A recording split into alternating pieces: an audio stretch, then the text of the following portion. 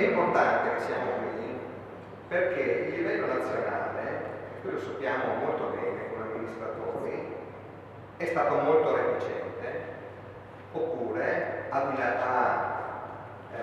rimandato a lungo scelte e decisioni. Molte volte, soprattutto, perché il rapporto con le realtà locali mette in discussione le attribuzioni che lo Stato ha e invece le realtà locali vogliono avere, perché i cittadini si rivolgono a noi.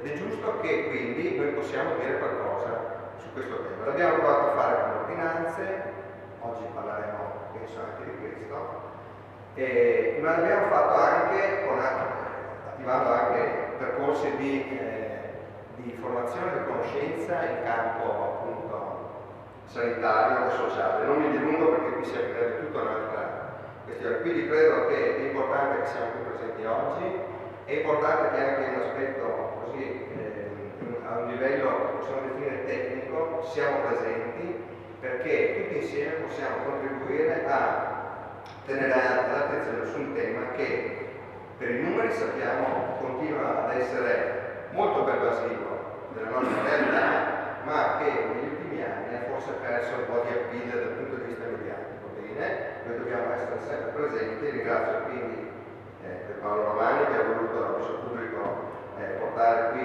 questa manifestazione, questo incontro, questo seminario, e quindi auguro a tutti